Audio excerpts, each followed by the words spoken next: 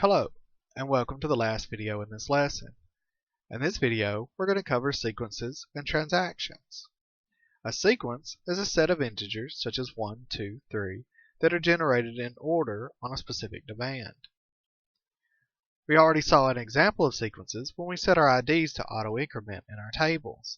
They go up by 1 automatically. That is, in fact, the most common type of sequence. A transaction is a set of queries that must all be completed before the action becomes permanent. One of the things that transactions is necessary for are things like auto-incrementing. The correct ID has to be determined, and then the insert has to happen, and we need to make sure that nothing happens in between, and so we can use a transaction. Transactions begin with start transaction command and end with commit if the transaction was successful, or roll back if not. It will undo everything that happened within the transaction. Let's see an example. Here we have our name table. Now, if we look at the actual table itself, we can see where we set the auto increment, and that's where we've been doing our sequence. But if we remove this and wanted to do it ourselves, I'm going to click apply. Now it's no longer going to auto increment. Instead, we're going to have to do it manually, and we'll do that with a transaction because we don't want to find out the correct ID to use and then have the ID change because some other insert happened between them. So we're going to go up here and start our transaction.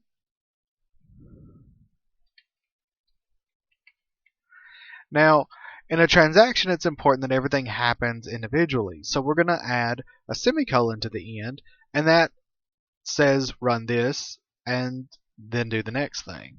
Now we'll do our select. We'll select ID from name. And we don't need a where because we want the max ID. We'll just put max on this ID.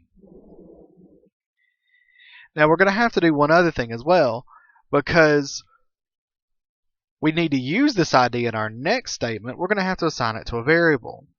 We'll do that by saying at a colon equals, and that'll allow us to use at a later on in the sequence. So we'll put a semicolon on this one, and now we'll run our insert. Insert into name set ID equal to at a plus 1, because remember, we want to auto increment. We already have one max value.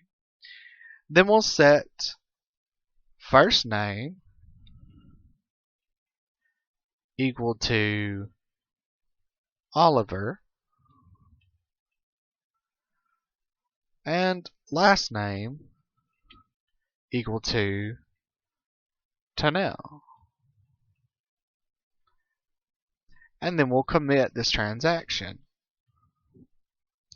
So if I run this, and then we go back and look at our our name table, we've inserted Oliver Tanel, and we've auto-incremented the ID by using our transaction.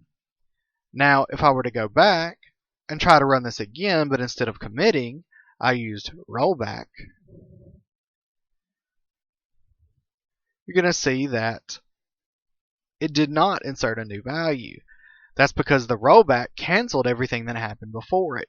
It didn't make it permanent. This isn't too common when having to do things interactively like we're doing. However, if you're doing a whole lot of transactions in code, you may need to check that each one is successful before determining whether you want to commit or roll back. And that completes our lesson on MySQL and queries. I hope you enjoyed it. This has been brought to you by CreativeOnlineSchool.com.